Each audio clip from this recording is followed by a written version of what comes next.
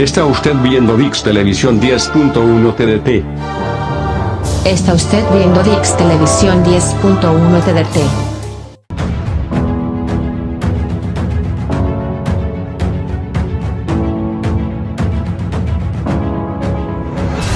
Los personajes como son. Las dos caras de la moneda. Con Galia Tonela.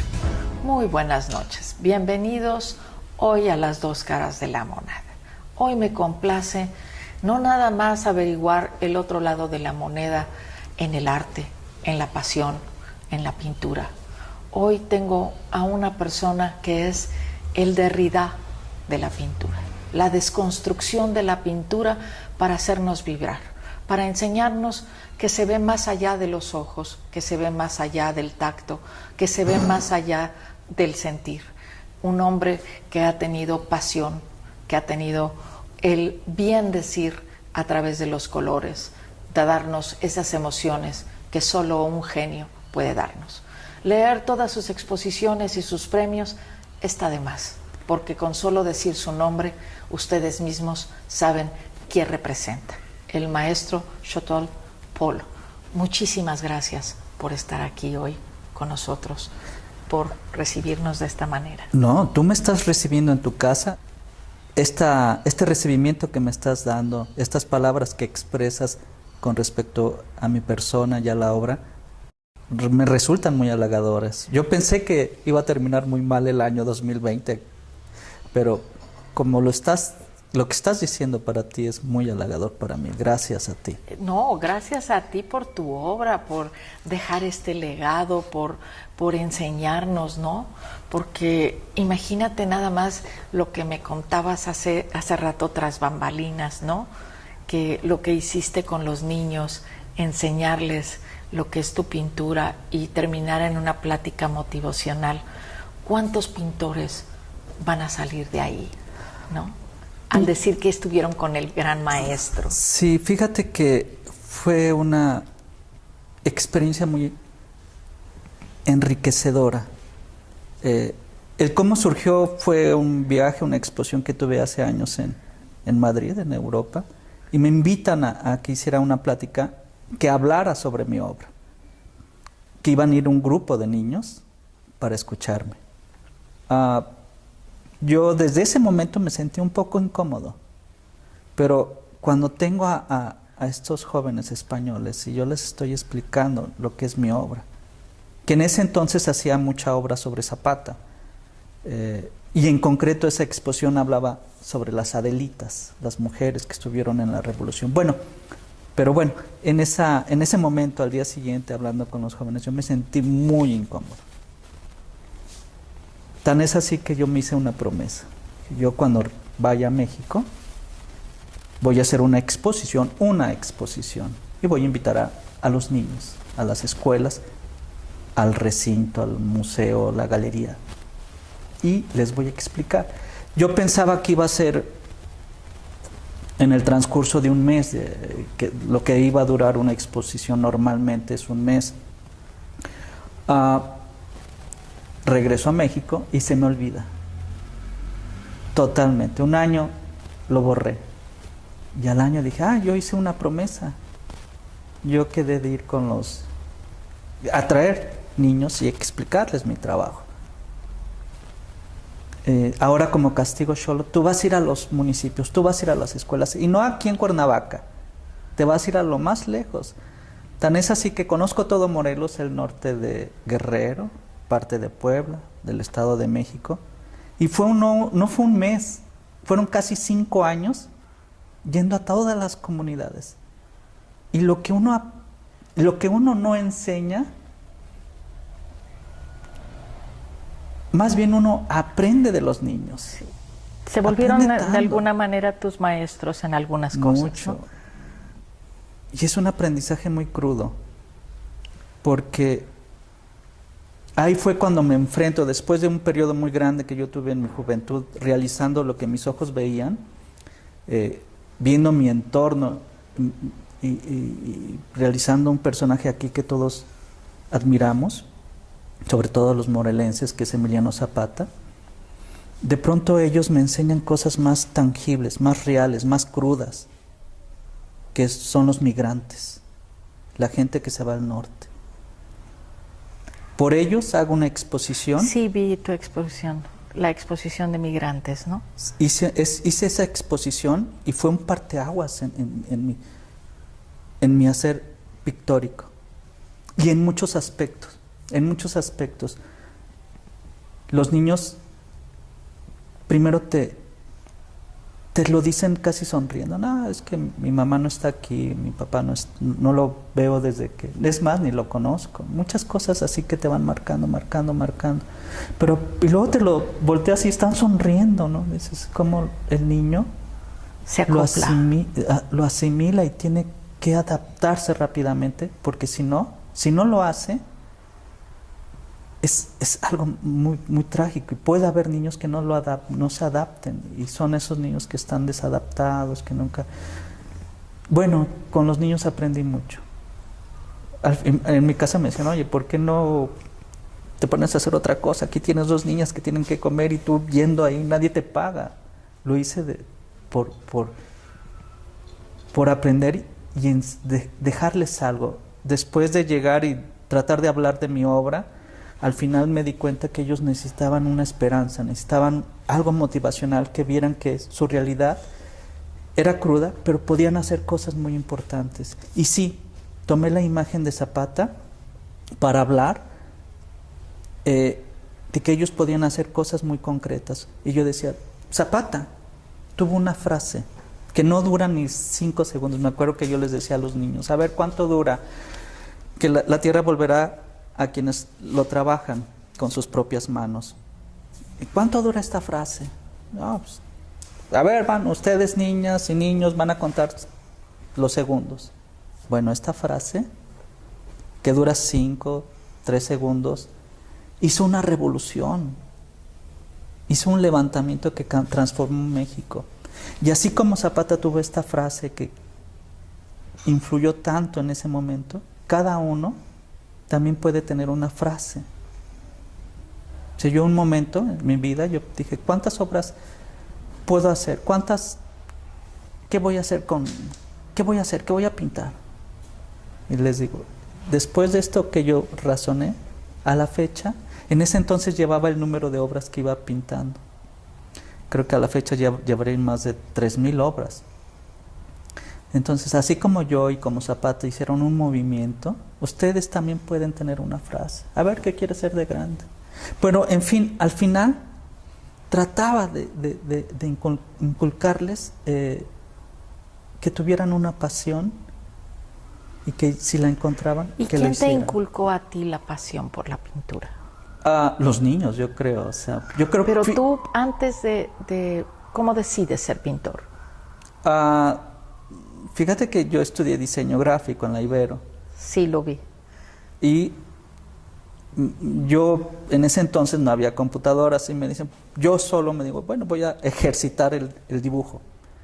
Un verano me empiezo no solamente a dibujar, sino a pintar, que ya se salió un poco del diseño gráfico, ¿no? La pintura no viene mucho al caso como diseñador gráfico, pero dije, bueno, me va a servir. Hice, en ese entonces, empiezo haciendo retrato, que el primer retrato es un Emiliano Zapata, que dije, bueno, si la gente lo identifica, quiere decir que va muy bien el dibujo, ¿no? Entonces hice Zapata, hice Adelitas, indígenas y paisajes. Entonces estaba yo en mi casa y un día llegan un conocido de la familia y me dice, oye, ¿por qué no haces una exposición? Dije, no, yo estoy estudiando una profesión seria. Yo, pintor, no, o sea, no. Sé cómo no. ¿Cuántos llevas? No, pues 20 y tanto. Hazte otro tanto y hablamos. Entonces, yo sigo pintando, pero no por lo que me dijeron, sino por el gusto. Deseo. Sí, vamos a ejercitar la mano. Y al final regresa, bueno, ya tienes una exposición en el Instituto Regional de Bellas Artes. Fue en el 88. Si no mal recuerdo. Y hago la exposición, va gente y empiezo a sentir el gusto, pero el gusto porque empecé a vender, no, o sea, no tanto porque, ay, me desahogo, no, no. En ese entonces copiaba lo que mis ojos veían. No llegaba el momento en que todavía empezaba a explorar mi interior y ya no copiar, sino voy a hacer otras cosas. Es muy fácil copiar. En un momento hice hasta hiperrealismo.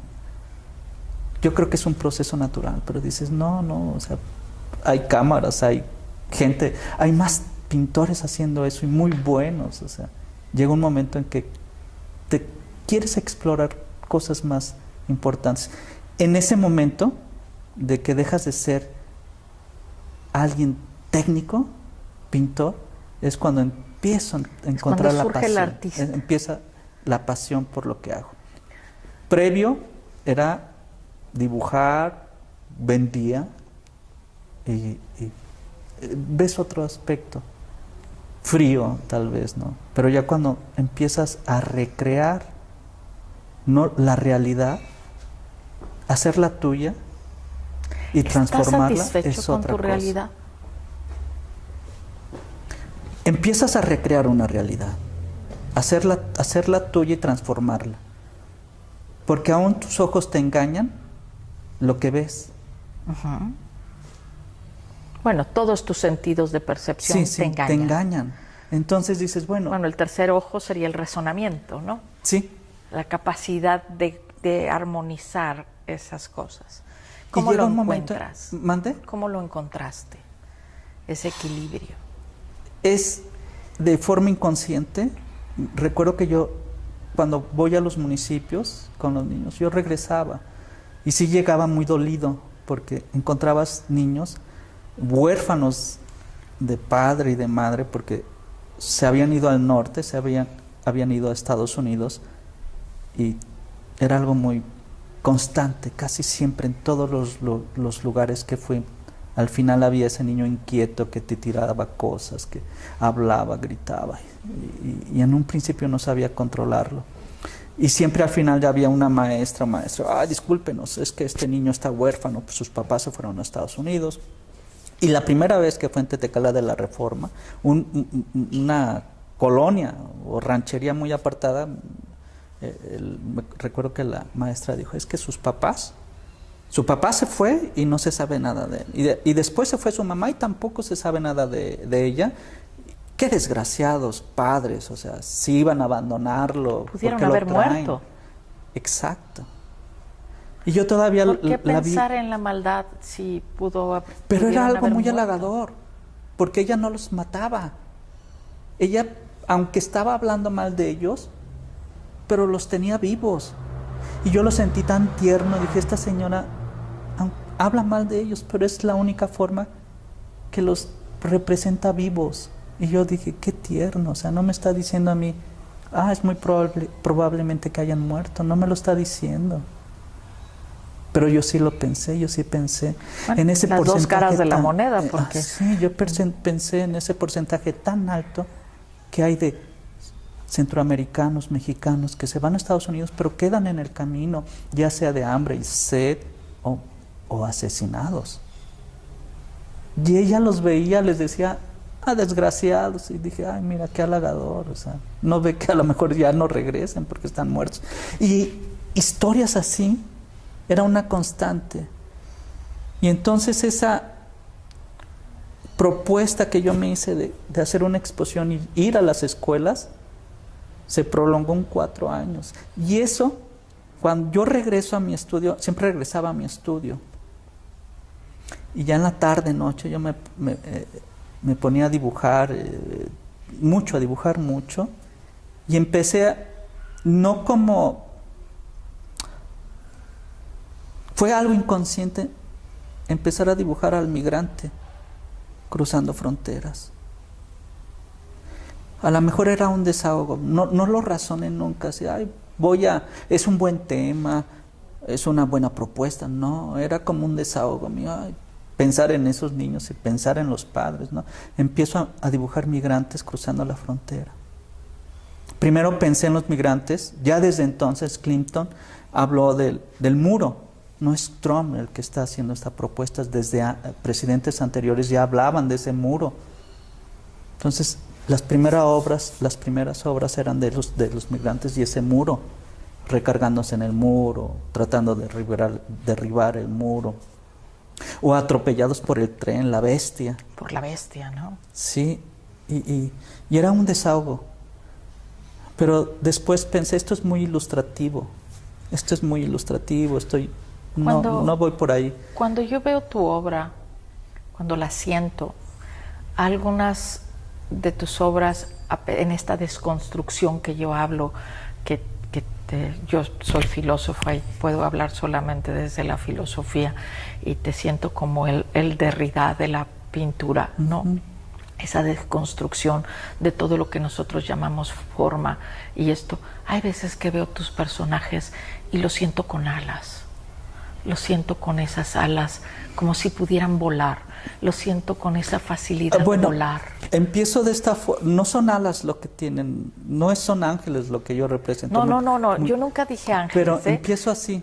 Pero es esa capacidad de volar, de salir de lo que eres a llegar a lo que quieres. Sí. Por eso es esa deconstrucción en la que me refiero. Y es que empiezo de esta forma. Yo empiezo a hacer mucha pintura.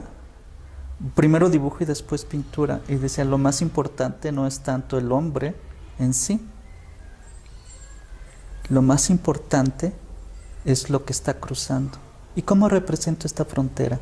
¿Cómo hago para que se vea lo más importante? Dije, es una línea en el piso. Es una línea impuesta injustamente por hombres. En un momento hombres decidieron dónde estaba esa frontera, dónde se ponía esa línea. Es algo mezquino, sí. Porque no deberíamos de tener fronteras. El hombre debería de ser porque el sol no tiene una fronteras. comunidad. El agua no tiene fronteras. No, y de pronto te dividen tu tierra. Y tan es así que muchas comunidades en el norte quedan divididas. De hecho, los tarahumaras tienen libre tránsito, porque los apaches y tarahumaras vienen del mismo origen, y ellos tienen libre tránsito. Hay muchas comunidades y familias que quedan truncas. ¿Y cómo lo voy a representar? Con una línea. Y cuando mis primeras obras las representaba de forma directa, de frente, poco a poco me empiezo a elevar. Y ya es una vista de pájaro. Sí.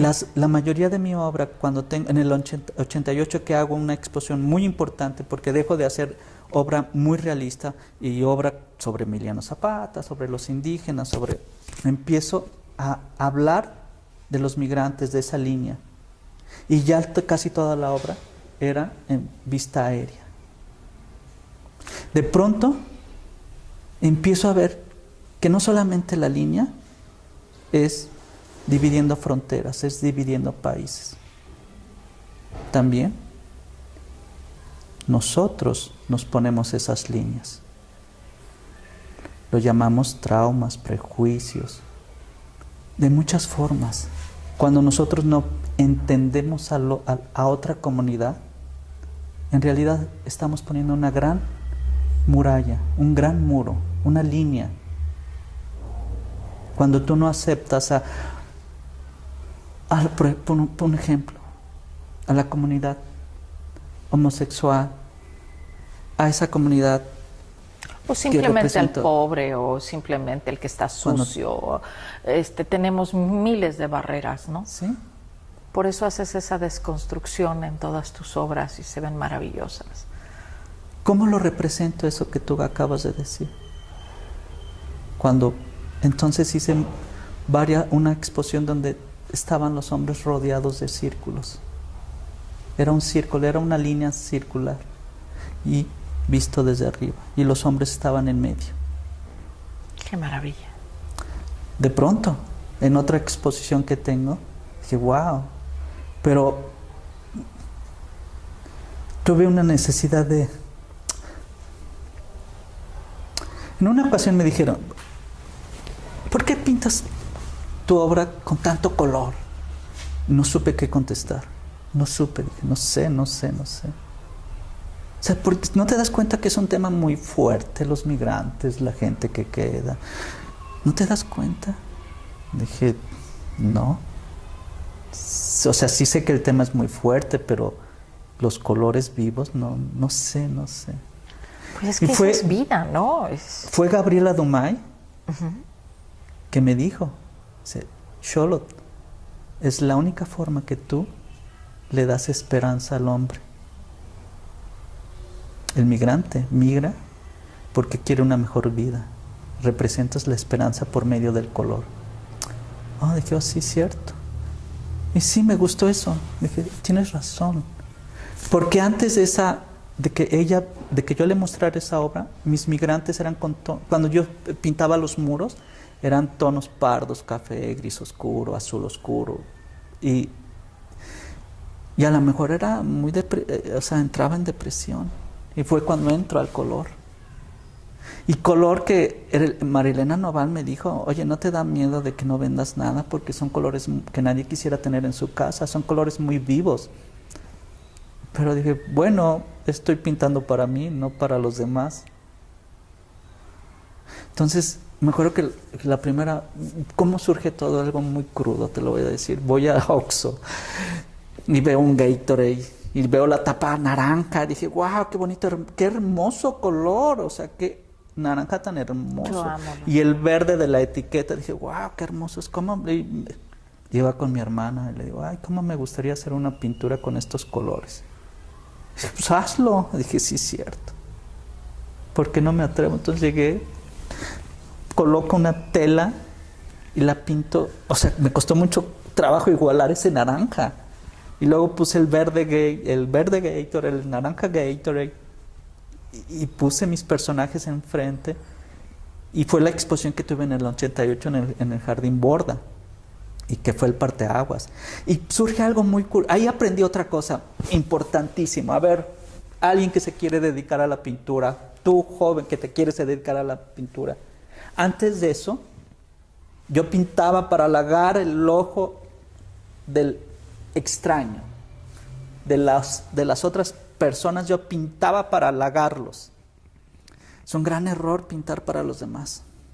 Halagar ese ojo es lo último que tienes que hacer. Primero, tienes que halagar tu ojo. Y entonces esa exposición, yo empecé a pintar para mí. Qué divino. Y lo que tienes que aprender es que después de eso, empiezo yo a vender. Porque te están comprando a ti. O sea, realmente uno no compra el cuadro por el cuadro. Es la parte que tienes del pintor. Es lo que el pintor te dice a ti que tiene de ti, ¿no? Sí. Sí, cada cuadro que hay en la casa de uno es el maestro tiene esa parte que yo tengo de él, sí, ¿no? Entonces compro tu cuadro porque yo tengo esa parte que tú tienes. Sí, es correcto. Antes el 70% de mi tiempo era tratando de buscar al cliente, de hacer la obra para el cliente. Hoy, yo creo que el 90% de mi tiempo es estar en el taller y pintar para mí. Y quedará un 10, un 15% que sí salgo a entrevistas, a ver clientes. Pero cambió todo. O sea, después de esa exposición te das cuenta, oye, espérame. La gente es más inteligente de lo que tú crees. Ellos, como tú me acabas de decir, van a comprar a alguien honesto. Sí. No a alguien que trata de verles la cara para venderles algo. No. Van a comprar a alguien que es honesto, que hace algo no para tratar de sacarles el dinero del bolsillo, de la cartera, no. Sino simplemente te van a comprar porque tienen una obra tuya y la van a contemplar. Como decíamos hace rato, no es para llenar un espacio, sino te van a comprar porque lo van a contemplar. Bueno, no un espacio físico, es un espacio en el alma, ¿no? Sí. Es algo que te llena, es algo que te deja un comunicado. Hay momentos en que he estado triste, he estado confundida y esta obra que está aquí atrás era la favorita de mi padre. Y vengo y me reconcilio con él, como si él la estuviera viendo. Y la vuelvo a ver y lo vuelvo a sentir, ¿no? Y recuerdo sus cuadros y recuerdo su mundo y lo vuelvo a vivir. Eso es lo que nos dejan los artistas como tú, ¿no? Gracias. Que nos pueden dejar algo en el alma, que pasamos a generaciones, que no se dice con palabras, Sí. ¿no? Que solamente se siente. Sí. Sí, cuando yo veía tu obra y la veía y decía, ¿qué tendrá este hombre en su alma, no? ¿Qué tendrá? Me interrogaba tanto hacer esta entrevista porque veía tu obra y decía, ¿qué tendrá en su alma? Es como un remolino de pasiones, como un remolino de emociones. ¿Algún día estará quieto? Y ya hay algo más que quiero platicarte. Sí. Yo no pinto por objetivos. No pinto porque estoy haciendo un análisis y hay una consecuencia después de ese análisis. A ver, he pintado esto.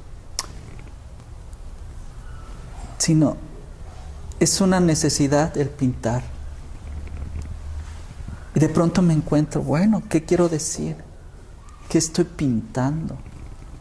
Así como llegué y empecé a pintar cuando llegaba de los municipios y empecé a pintar como una necesidad, y de pronto me doy cuenta que eran migrantes lo que estaba haciendo. Empiezo siempre a posteriori que hago el análisis de lo que estoy haciendo. Y esto me da pie para decirte que sí, soy alguien que pinta más por el estómago, por las entrañas, por lo que surge, y no es un análisis previo. Lo vi, lo sentí, te puedo confesar que cuando revisaba tu obra para esta entrevista, se me escurrían las lágrimas, como ahorita, sí, ¿no? Porque es esa emoción que te transmite un verdadero artista.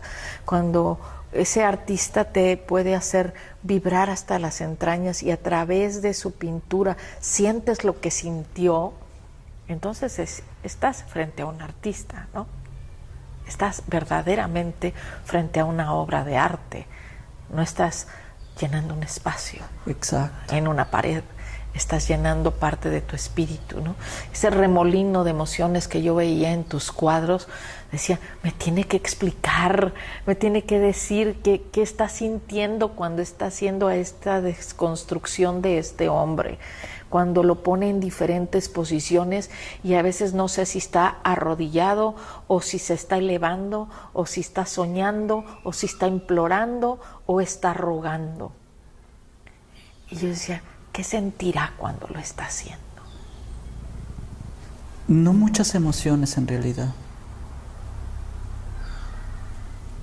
Es algo como sacar algo inconscientemente y no sabes lo que estás haciendo.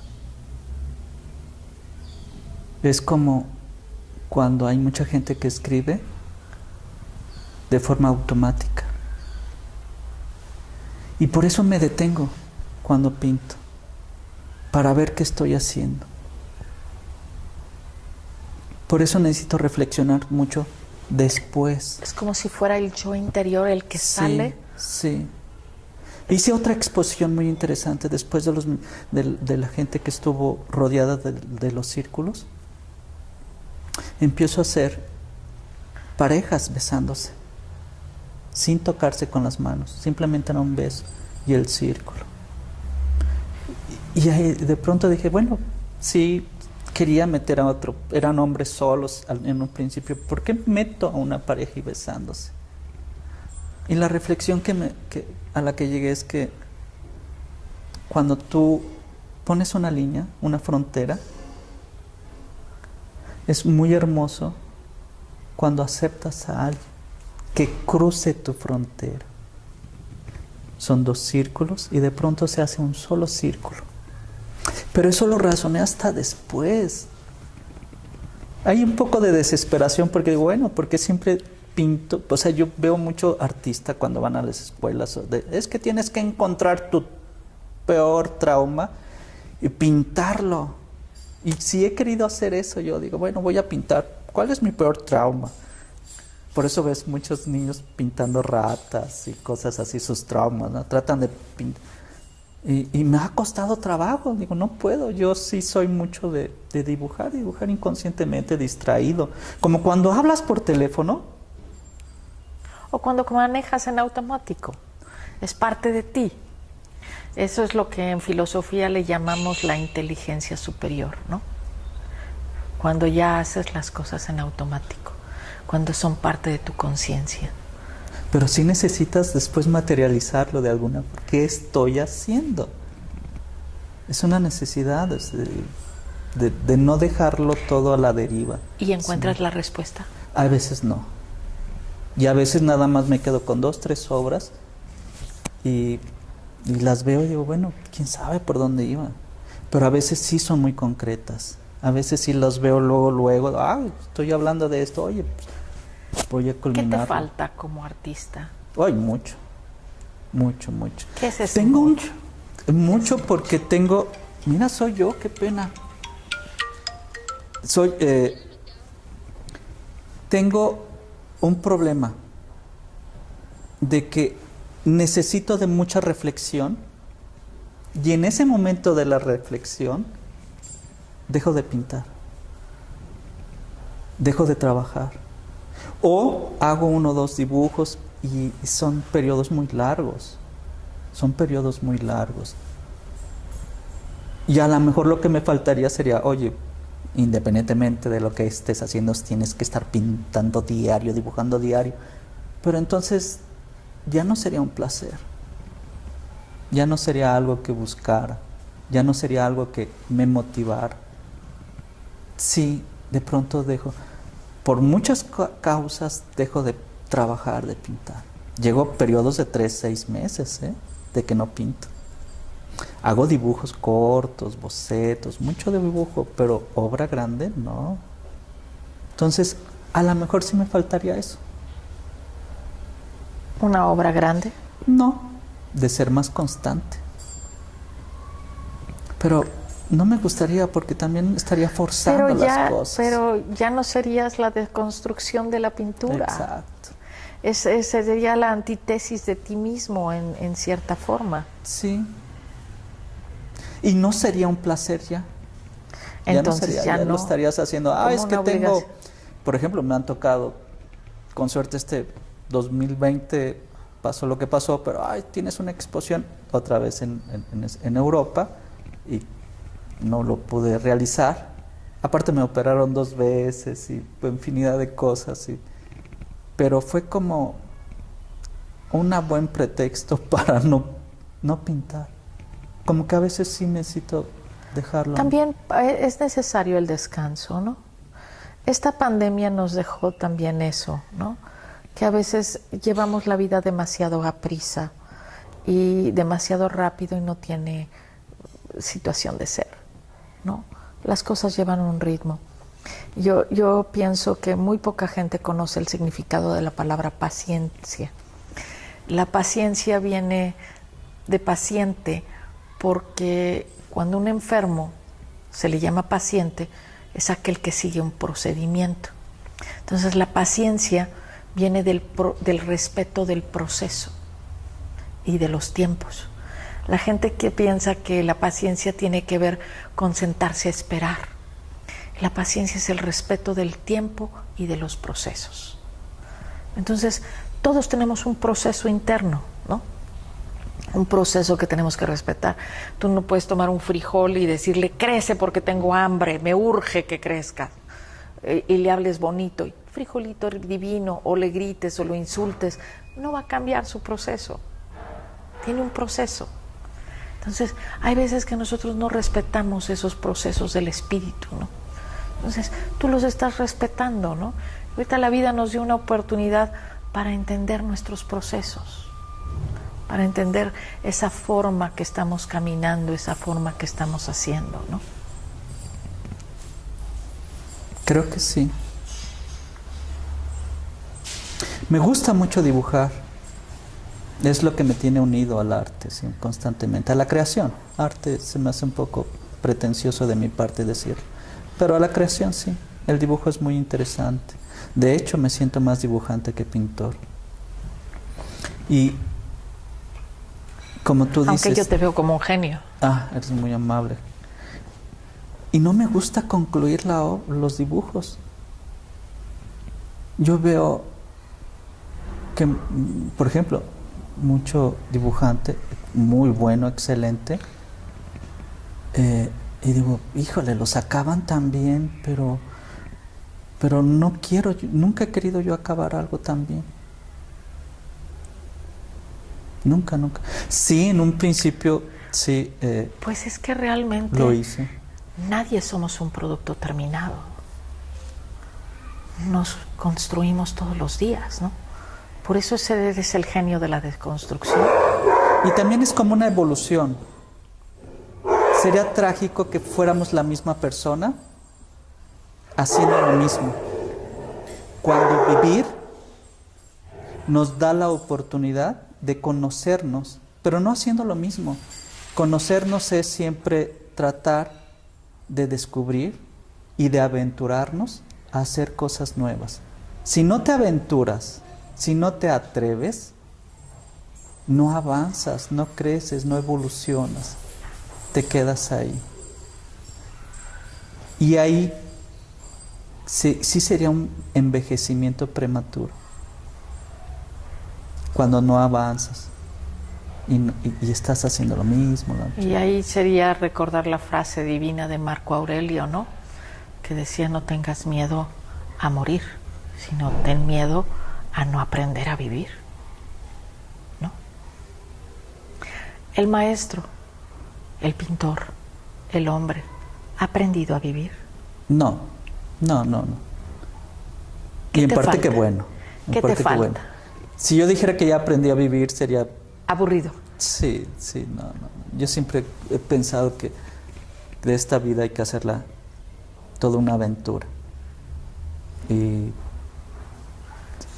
los errores, qué bueno que uno los comete. Y qué bueno que uno sabe que son errores y que puedes mejorar. Pero con suerte no. Estoy aprendiendo constantemente. Me gusta cometer errores, atreverme a hacer, pero darme cuenta es muy difícil. Me gusta mucho analizarme. Se necesita mucha honestidad. O mucha pretensión también. Pensar que uno resuelve sus errores. Es que cometí esto. Recuerda que la falsa modestia es la peor de las soberbias o la peor de las vanidades. Uno tiene que aprender, no esa frase trillada, conocerse uno mismo, pero sí no logra uno conocerse nunca, bien, porque nunca, te transformas todo el tiempo, no logras. Pero sí saber por dónde vas, saber qué te gusta, y ir dándote esa pequeña satisfacción permanente. Claro. ¿no? Sí, es muy difícil uno. Y qué bueno, ¿no? Que sucede lo siguiente. Uno cree que, cometí este error y voy a actuar de esta forma. En consecuencia, para mejorarme, voy a actuar de esta forma. Pero en realidad esto tampoco puede ser cierto. Porque a lo mejor tu razonamiento es tan malo que no llegas pero es a tu eso, mundo. ¿no? Y se vuelve cierto porque es tu mundo. No, lo bonito es cuando llega alguien, estás cometiendo este error, y tú dices, caray, no me había dado cuenta. Y además tampoco es importante, ¿no? En la vida se va construyendo poco a poco, se va saliendo, se va motivando, y entonces es cuando nosotros hacemos una explosión. Y hay veces, como diría el maestro León Felipe, ¿quién viviría 1000 años todos llevados sin protesta? Imposible. Sí, fíjate que otra de las cosas que me gusta mucho, aparte de pintar, me gusta mucho atreverme a conocer gente y lugares. Viajo mucho yo también. Y llegar y ponerme a dibujar, pero no la arquitectura, que es muy interesante, y admiro mucho a los que llegan y como Humboldt, ¿no? Que llegaba y dibujaba lo que veía, ¿no? Es muy, sí, es muy interesante. Pero a mí me gusta llegar y dibujar a los hombres, a la gente. Toda mi obra siempre es alrededor del hombre, de la mujer. La figura humana es una obsesión, la figura humana. Yo empiezo dibujando figura humana y yo creo que seguiré haciendo figura humana. Me atrae mucho el abstracto, muchísimo el abstracto. Yo creo que ya de viejo, y si no veo, seré abstracto. Pero me gusta mucho el abstracto. Y el viajar, conocer, el exponerte, el ver. Fíjate que hoy lo que no me gusta de esta época es llegar a otros países y ver McDonald's, la Coca. O sea, tanto, cómo se ha estandarizado el mundo. O sea, cómo, con suerte me tocó ir, bueno, desde joven yo fui a lo que era las ex países socialistas, Yugoslavia, toda esa parte, Rumanía fui, cuando eran todavía del bloque socialista. ¡Qué hermosos recuerdos! Porque veías otras culturas, otra forma de ver la vida. Y ahora vas y ya todo es tan igual, tan parecido. Y yo creo que por eso también me refugio mucho en la pintura, en el dibujo, porque entonces recreas cosas totalmente diferentes. No estás copiando lo que tus ojos ven, sino, vamos a proponer algo diferente, vamos a ser diferentes. Tampoco quisiéramos que, vamos a todo. Fíjate que lo que nos hace interesante como sociedad es tanta tribu que existe, tanta. El hombre tiene una necesidad de ser gremial. O sea, solamente los anacoretas, podrán vivir solos. Fíjate que apenas ya estoy brincando mucho de tema, apenas estaba reflexionando, qué hermosa fue la pandemia, porque me da la oportunidad de no salir tanto, de estar yo encerrado, porque me gusta también estar mucho. De acuerdo que me da la oportunidad de no estar fuera. Y cuando viajo, siempre viajo solo, no me gusta ir acompañado, tours menos. No, solo, dibujar y pensar y pensar y pensar. Aunque dicen que eso de vivir solo no es recomendable, pero bueno. Bueno, para mí la soledad es el único lugar donde te escuchas. A el que no le gusta estar solo es que tiene muy mala compañía. Sí, creo que sí. Entonces, tú tienes buena compañía, por eso te gusta estar solo. A mí también. Mira, ¿no? Yo disfruto mucho. Yo también disfruto. Sí. Yo disfruto mi soledad entrañablemente. Leer un libro. Por Dios. Y sin interrupciones. Qué maravilla, ¿no? Sí, lástima cuando te da hambre. Y empiezas a comer cualquier cochinada, ¿no? Pero estar dibujando, leyendo o viendo. Con suerte hoy tenemos de YouTube y ves gente que viaja, museos. O sea, sí, te puedes hacer muy interesante tus viajes allí en tu casa. Sí. Pero el mejor viaje que yo tengo es dibujando, pintando. ¿Cuál es el sueño más grande? Fíjate que yo te voy a decir que mis mejores sueños han sido despiertos. Y han sido pocos. No sé, entro en un estado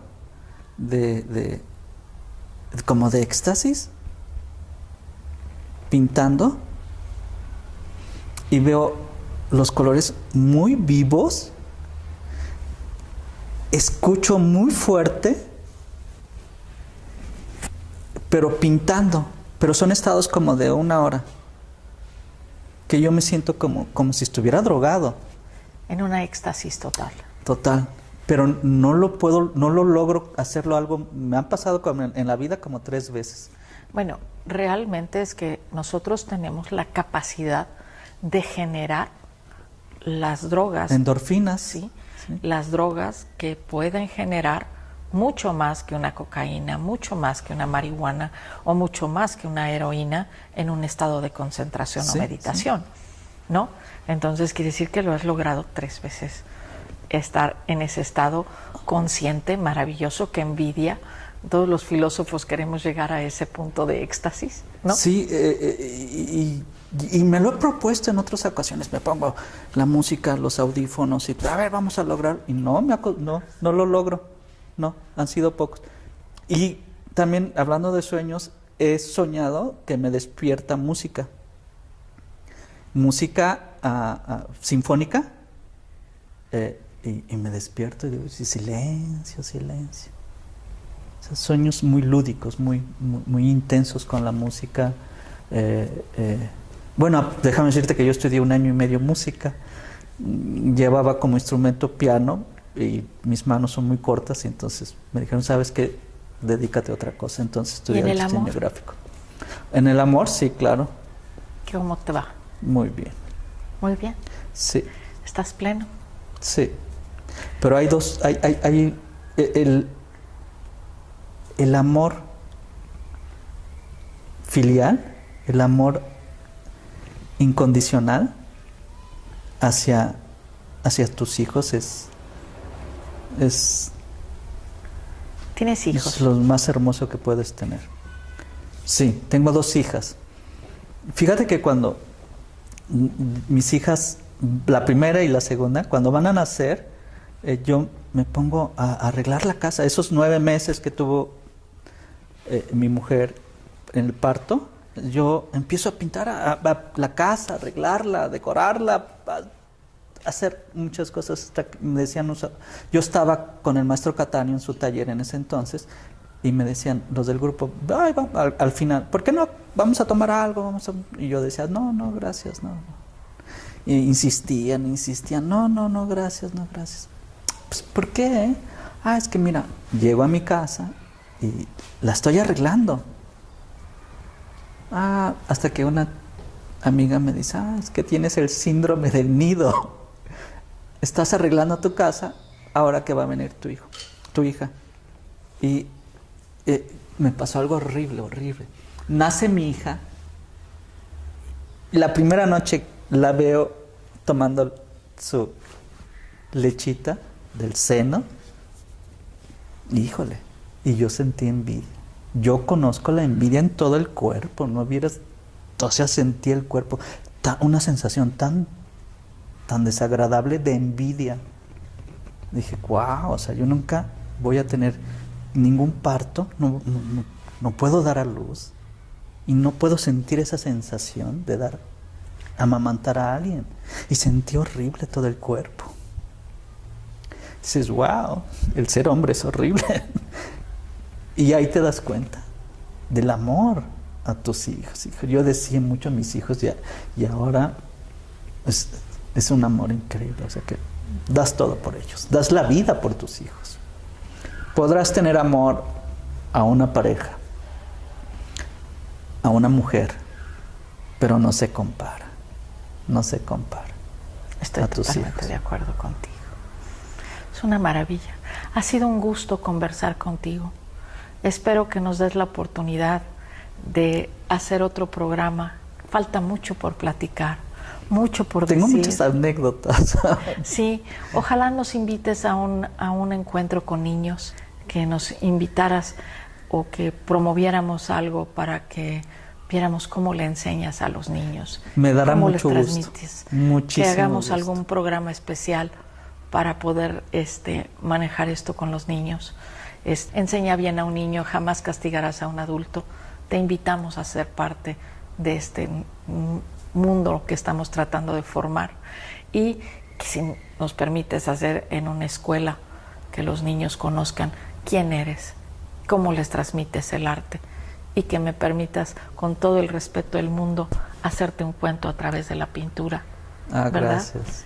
Que podamos mostrarle a los niños qué es el arte, qué eres tú y qué es la desconstrucción para hacer una nueva construcción en la pintura. Eres Muchas muy gracias. generosa, gracias. Gracias a todos. Muchas gracias y nos vemos muy pronto aquí Gracias a Los Ángeles que nos ven, a nuestros paisanos en Channel One de Los Ángeles, con otra vida extraordinaria como la del maestro. Gracias.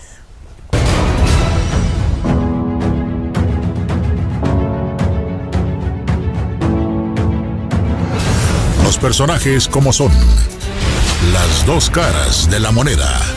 Con Galia Tonela.